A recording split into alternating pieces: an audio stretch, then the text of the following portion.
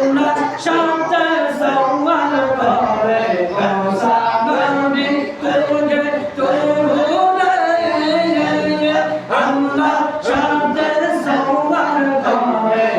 ভাঙার জয়লা সুরমা হইল ভাঙার জয়লা সুরমা হইল মুসা কেন জল না মরনা তোর মিলা কেলা কেউ বুঝে কেউ বুঝে না মরনা তোর লীলা কেলা কেউ বুঝে কেউ বুঝে না আল্লাহ আল্লাহ আল্লাহ আল্লাহ আল্লাহ আল্লাহ মারহাবা আল্লাহ আল্লাহ আল্লাহ আল্লাহ আল্লাহ আল্লাহ সম্পর্কে মানবতা আল্লাহ জিকির করার দ্বারা পাখি গৃহণতা আল্লাহ জিকির করার দ্বারা মানুষ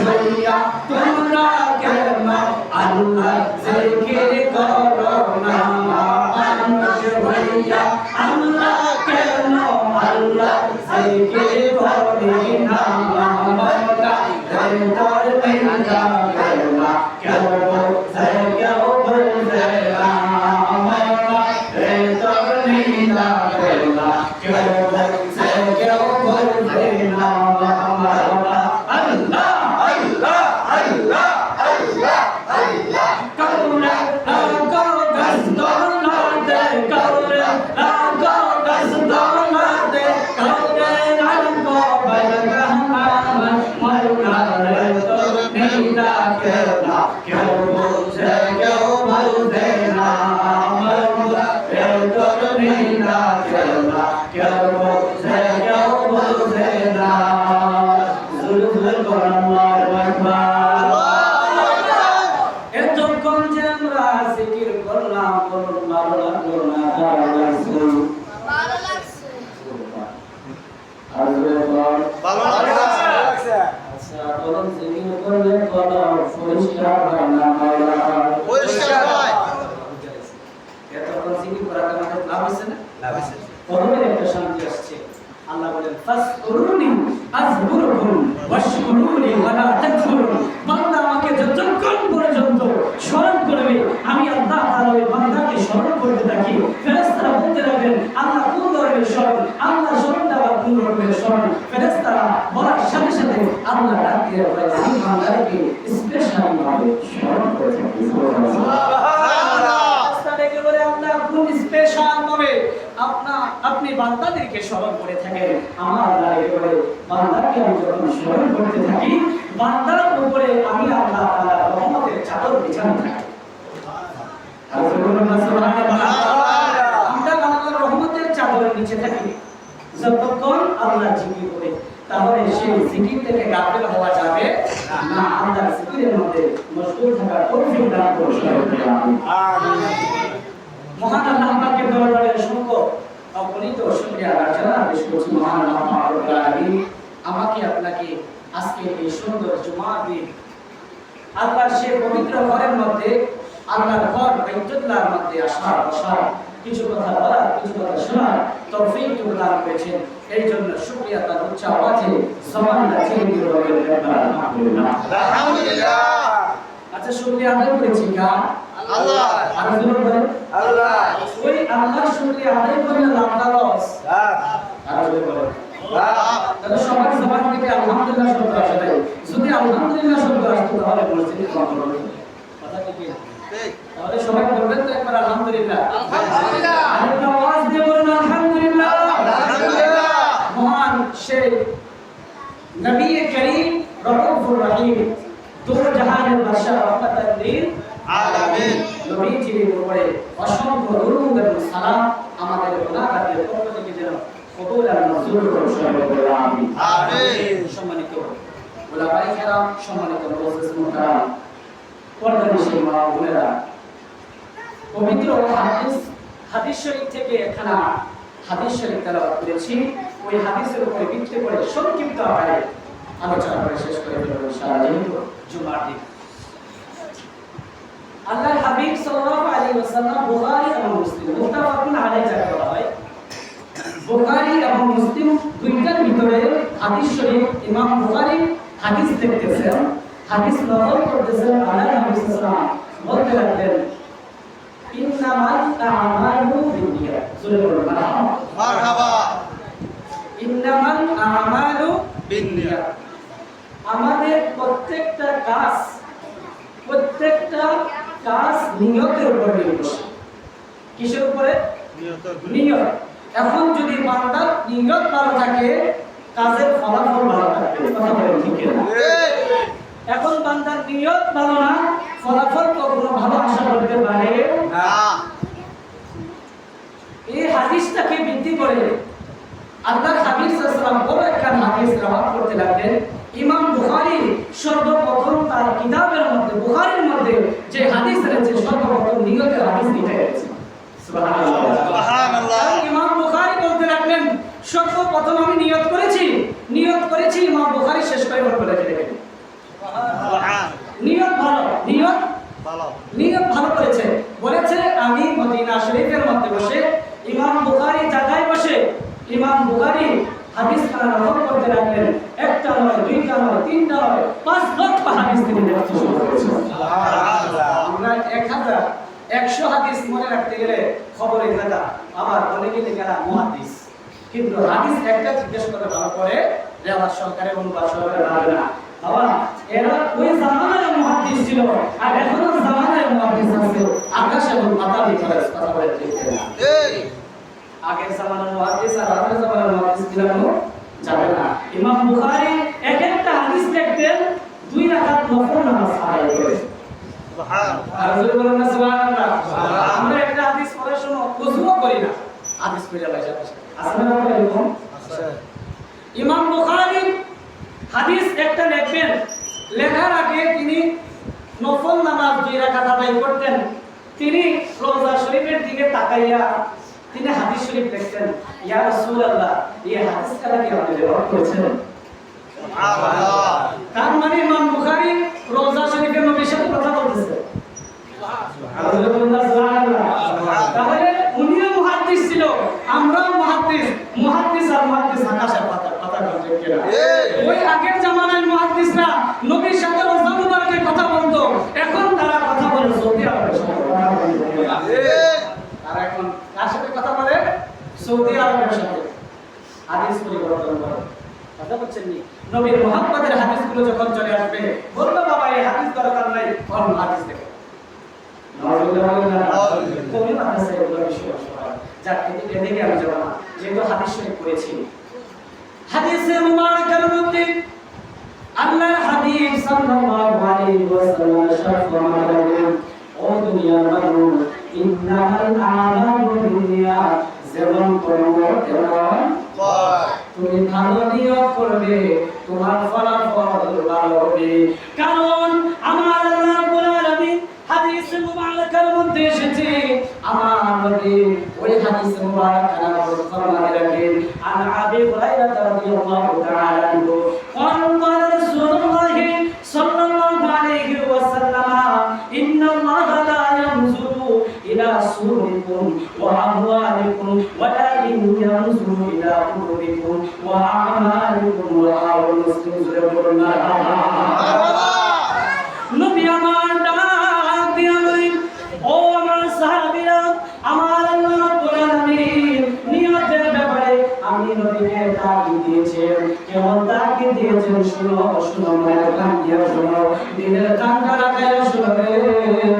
আমার নবী কি কয়, ইন্নাল্লাহা লা ইয়ানজুরু ইলা সুরিকুম ওয়া আমওয়ালিকুম, নিশ্চয়ই আমার আল্লাহ রাব্বুল আলামিন ইয়ানজুরু লা ইয়ানজুরু, তিনি তাকাবেন না, তিনি তার দিকে তাকাবেন না। কেন কার দিকে তাকাবেন না? ইলা সুরিকুম ওয়া আমওয়ালিকুম, যাদের দুনিয়াতে চেহারাটা সুন্দর। আমরা কাছে তাকাবেন না, কি বলবেন না?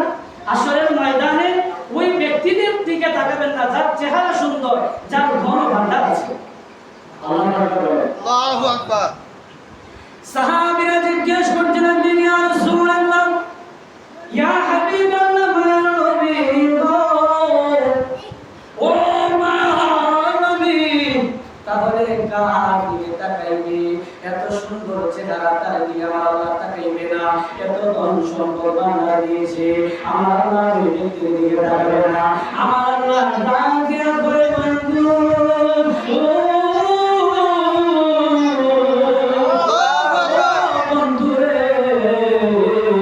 সকল মানুষদেরকে জানাইয়া দে, সকল উম্মতদেরকে জানাইয়া দে, আমি তাদের দিকে তাকাবো। আমার নবী ডাক দিয়া কয় কার দিকে তাকাবেন? আমার আল্লাহ ডাক দিয়া কয় উম্মত, এর বান্দা আমি কার দিকে তাকাবো জানি?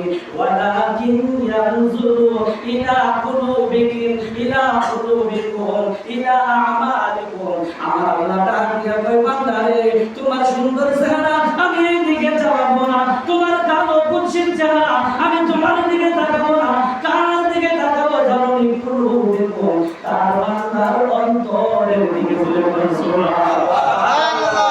তাহলে সুন্দর চেহারা হইলে মানুষ ভালো খারাপ বিবেচনা করা মানুষ ভালো খারাপ বিবেচনা করা যাবে না। তার কলবের দিকে তাকাইতে বলেছে আমার আল্লাহ, কারণ আমার আল্লাহ সুন্দর চেহারার দিকে তাকাবে না। হযরতে বেলাল তো কালো ছিল, ঠিক না? হযরতে বেলাল এত নিকৃষ্ট কালো ছিল, ঠোঁটগুলো ছিল এত বড় বড়, যাকে দেখতে এত খুশি দেখা যেত। সাহাবীরা হযরতে বেলালের দিকে কইতো, কোন ভাইয়া এই বেলালের বিয়া করুন। আল্লাহু আকবার, আল্লাহু আকবার। কিন্তু আমার নবী ডাক দিয়া কয়, এই আমার সাহাবীরা, হযরতে বেলালকে কালো বলিও না, হযরতে বেলালকে চুপোদা বলিও না, হযরতে বেলালকে বলিও না কে বিয়া করবো। হযরতে বেলালকে এমন মানুষ আছে যার জন্য জান্নাতের সার্টিফিকেট নির্ধারিত। হযরতে বেলালকে যদি নিকৃষ্ট মনে করিও না, আমার আল্লাহ তো চেহারার দিকে চাইবে না, আমার আল্লাহ তো রূপের দিকে চাইবে না, আমার আল্লাহ তো শরীরের দিকে চাইবে না, চাইবে একমাত্র কুলুবিকুম, তার অন্তরের দিকে চলে গেল। সুবহানাল্লাহ। ওই হযরতে বেলালকে কেন মনে করেছো ঠিকই, কিন্তু হযরতে বেলালের বুকের ভিতরে আমার নবীর মহব্বত আছে। আল্লাহু আকবার বলে, আমার নবীর মহব্বত আছে হযরতে বেলালের মধ্যে। আমার নবী ডাক দিয়া কয়, বান্দারে তোর অন্তরের মধ্যে চাইবো, আমি অন্তরের মধ্যে চাইয়া বলতে পারবো, তোর অন্তরে থাকবো একটা, মুখে থাকবো আরেকটা। এরকম মুনাফিক আছে কিনা? আমাদের এলাকায় নাই মনে হয়। এই এলাকায় আছে? আছে। আমাদের এলাকায় আছে? আছে। আছে এলাকায়? মাশাআল্লাহ। সব দিকে থাকবে, কারণ আশিকেরা সুল যেখানে, মুনাফিকের আস্তানা সেখানে কথা বলে ঠিক কিনা? আশিকের রাসূল থাকবো মানে মুনাফিক থাকতে পারে, কারণ যেখানে আমার নবী ওই জায়গায় আবু জাহেল, কথা বল না, যেখানে ফেরাউন, যেখানে নমরুদ, সেখানে ইব্রাহিম আলাইহিস সালাম। কারণ আসে আর শত্রুর মধ্যে খেলা জমবে তখনই যখন তাদের মধ্যে বিভেদ হবে, যখন তাদের মধ্যে প্রতিযোগিতা হবে।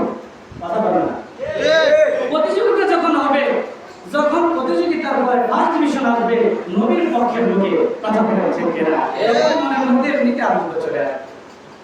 আমার নবীকে বলি, ও দুনিয়ার মানুষ, আমার আল্লাহ চেহারার দিকে তাকাবে না, তার কলবের দিকে তাকাবে, এবং তার কাজ কেমন হবে ওই কাজের দিকে তাকাবে। বন্ধু রে,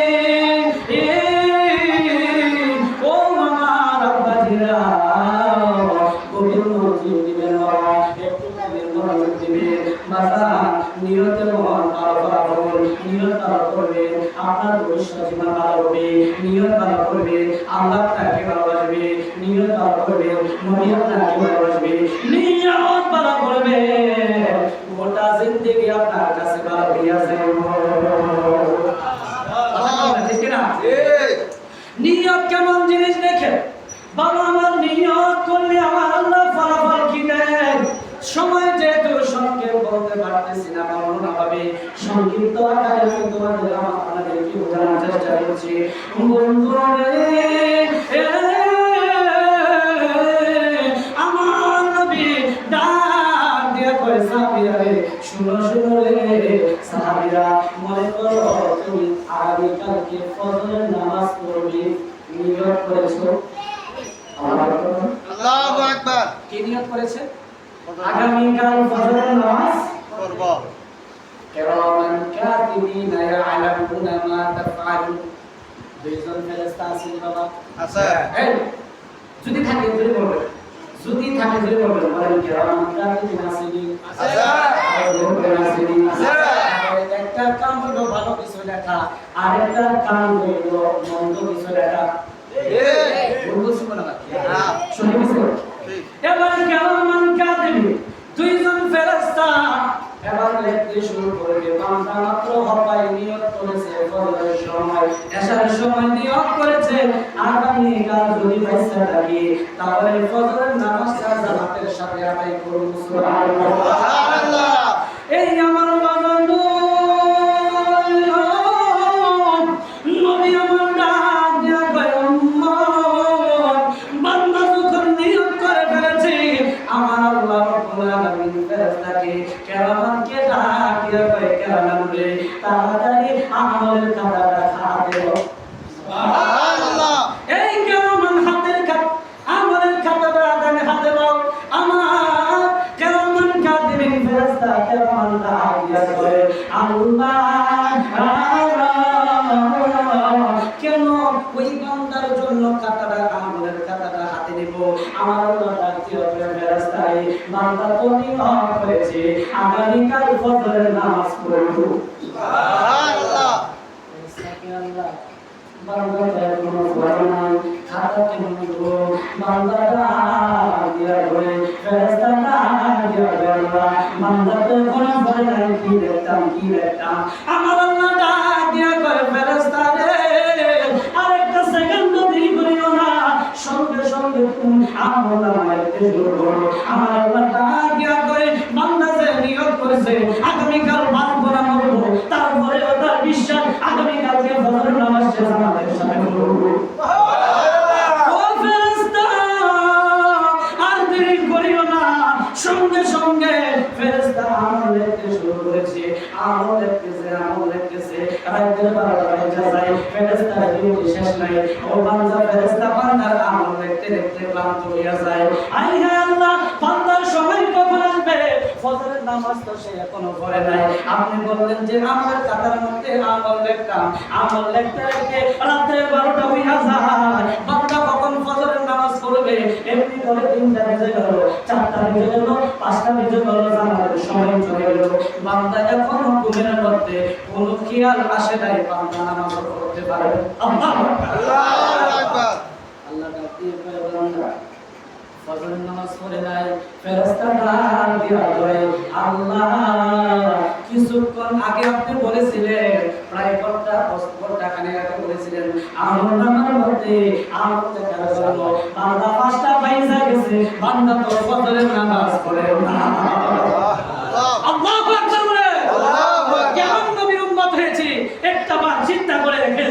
আমার নবী রেখে বলে বান্দা তো নামাজ পড়ে নাই, ঘুমের মধ্যে নামাজ তার নষ্ট হয়ে গেছে, বান্দা ঘুমের নেশায় সন্তানে ওসওয়াসায় পড়ে নামাজ পড়তে পারে নাই। এবার আমার আম্মা রেখে বলে বান্দা নামাজ পড়ে নাই, কি হয়েছে? বান্দা তো নিয়ত করেছে, নিয়ত করার কারণে আমি আল্লাহ তাআলা তার আমল নামার মধ্যে নামাজ পড়ার সওয়াব দিয়েছি। সুবহানাল্লাহ। তাহলে নিয়ত করা দরকার আছে না? আছে। ভালো না খারাপ? ভালো। আর যদি বলেন ভালো না খারাপ? ভালো। বান্দা কিন্তু নামাজ পড়ে 5টা বেজে গেছে, বান্দা ঘুমের মধ্যে 2টা থেকে 6টা বেজে গেছে, কি রে হাই হাই জামাতের শেষ, জামাতের সময় শেষ। নবী বলে জামাতের সময় শেষ, তবে তোমার মনে হয়েছে সঙ্গে সঙ্গে তুমি নামাজটা আদায় করতে হবে, তাহলে জামাতের সমান সওয়াব তোমার হয়ে যাবে। জোরে বলেন সুবহানাল্লাহ। এটা পেয়েছি কাজ করুন রহমতের দিন আমিন। আমার নবী সিস্টেম চালু করেছে। কোন নবী রাসূলের সময় এরকম সিস্টেম ছিল না, কোন নবী রাসূলের সময় এমন ছিল না। রহমাতাল লিল আলামিন যখন এই প্রথম মুবারকে দুনিয়াতে রাখবেন, আমার নবীকে যখন দুনিয়ার জমিনের মধ্যে জাহিলিভাবে ওনার প্রথম মুবারকে রাখবেন, আমার আল্লাহর ফেরেশতা আমাদের যাবে আমার নবী তো দুনিয়াতে আগমন করতেছে, গোটা দুনিয়াটাকে তুমি পবিত্র বানিয়ে দাও, কারণ আমার নবীজির প্রথম মুবারক পবিত্র। সুবহানাল্লাহ। কদমের এত মর্তবা ছিল, কথা বুঝতে পারছেন? নবীর মর্তবা কদমের কারণে আমরা উম্মতরা আজকে দাবি হয়েছি একমাত্র নবীর কারণে। কথা বলে ঠিক কিনা? এবার আমার আল্লাহ ডাক দিয়া কয় বান্দা এবার ভালো কাজ করছে, ভালো ফলাফল পাইছি। আমার আল্লাহকে বলি বান্দা যদি খারাপ নিয়ত করে সাহাবীরা ডেকে বলে ইয়া রাসূলুল্লাহ নবী গো ও মায়ার নবী বান্দা আবার খারাপ কাজ করার জন্য নিয়ত করলো ধরে এক বান্দা নিয়ত করছে আগামীকাল ওই ব্যক্তির এশার পরে রাতের 3টায় ওই গাছের ডাল ছুঁয়ে পড়ল কি ছুঁয়ে পড়ল আছে না আমাদের দেশে আছে এবার আমার নবী নাম দিয়ে কয় বান্দা নিয়ত করেছে খারাপ জবাব দিও না জোরে বলেন ভালো নিয়ত এটা না খারাপ নিয়ত না বান্দা নিয়ত করেছে আগামী কাজ এমন বাড়ি এমন গাছের ডাল চুরি করব আমার আল্লাহ ডাক দিয়া কয় কাজ দিবি রে খাতা লইতেছ কেন দেখার জন্য আর জোরে বলেন সুবহানাল্লাহ আমল লেখা নাই কথা বুঝেন নাই এবার কেরামান কাতিবিন যিনি বদ আমলগুলো লেখেন সে খাতা লয়ে নিছে বান্দার বদ আমলটা লেখার জন্য বান্দার বদ আমলটা লেখার জন্য আল্লাহ ডাকিয়ে কয় হে ফেরেশতা সাবধান দেখবি না সুবহানাল্লাহ সুবহানাল্লাহ দেখেন সামনে কি একটা মজা আছে আমরা আখিরি জামানার উম্মত নবীর উম্মতের বাবা কত সুবহানাল্লাহ আমার নবী ডাক দিয়া কয় উম্মত যখন বন্ধ খারাপ নিয়ত করলো এমন কাছে ডাল শিরুনি করবি আমার আল্লাহ রাব্বুল আলামিন যখন কাতিবিন কেরামান কাতিবিন যখন খাতা লয় এই কাতিবিন খাতা লইবি না আমার আল্লাহ ডাক দিয়া কয় আল্লাহ কেন খাতা লইব না কয় বান্দা তো এত খারাপ কাজ করলাম সুবহানাল্লাহ বান্দা তো এখনো খারাপ কাজ করে নাই তুমি কেন খাতার মধ্যে তুমি লিখতেছো আল্লাহ আমার ভাই কেরামান সে তো ভালো নিয়ত করতে সঙ্গে সঙ্গে মেসেজ লিখতি কিন্তু আমার জীবন না লিখতি ব্যাপারটা কি ওই আমার নবীর কারণে আখির জামানার উম্মতের জন্য স্পেশালি কি রেখে দিলা আমার নবী ডাক দিয়া কয় সাহাবী রে লিখতে পারে না আমার আল্লাহ ডাকিয়া কয় খাতাটা ক্লোজ করে দাও বন্ধ করে দাও আমার আল্লাহ দেখতেছে বান্দা কি করে দেখি রাতে বেলায় বান্দা ডাক চুরি করে নি রাতে যখন 3টা বাজে বান্দার কবরটা বাহির করছে বাহিরে এবার সে গুনাহ করবে কথা বলেন ঠিক না গুনাহ করার জন্য কবরটা থেকে বের করছে ফেরেশতা কয় আল্লাহ সায়া দেখেন আপনার বান্দা গুনাহ করার জন্য ঘর থেকে একটা ঘর জমিনে ফালায়া দিয়েছে আল্লাহ তাআলা দেখা শুরু করে দেখেন সুবহানাল্লাহ দেখো না গুনাহটা কইরা লোক এরপরে নেই সুবহানাল্লাহ আমার আল্লাহ ডাক দিয়া কয় কাদিমিন রে এবার তুমি দেখিও না রে কেন গুনাহ আল্লাহ বান্দা কোন গুনাহ করে নাই তুমি জানো আমার আল্লাহ তাকে কয় কেরামান রে লিখিস না বান্দা 3টা বাইচা যায় এবার ওই বান্দা মিরা গাছের মধ্যে সুন্দর মিরা দাফাইলা ঘরের মধ্যে আনলো আমার আল্লাহ ডাক দিয়া কয় এবার কেরামান কাতিবিন রে খাতা নিয়ে বুঝিয়ানো প্রস্তুত আছে লেখার জন্য না বান্দা সে মেরা বাড়িছে এরপরেও তুমি দেখতে পারবা এই বইটা আবার মনে করি না আগামীকালকে আবার ক্লাস শুরু করতে হবে এরকম করা যাবে না বাবা জাস্ট আমার নবী হাদিস কানা আপনাদেরকে বুঝাই দিচ্ছে আমি রাসূলের আমি রাসূলের মারফানা লাকা যিকর আমি রাসূলের ইজ্জত সম্মান আল্লাহ তাআলা কতটুকু দিয়েছেন আমি রাসূলের মান সম্মান কতটুকু দিয়েছে যে রাসূলের ইজ্জত নিয়ে দামাদামি করছো কিয়ামতের ময়দানে ওই রাসূলের সুপারিশ কখনো আশা করতে পারবে না কেমনে আশা করো যে রাসূলের দুশমনি করবে সে কখনো কিয়ামতের ময়দানে রাসূলের সামনে গিয়ে দাঁড়াতে পারবে না ঠিক না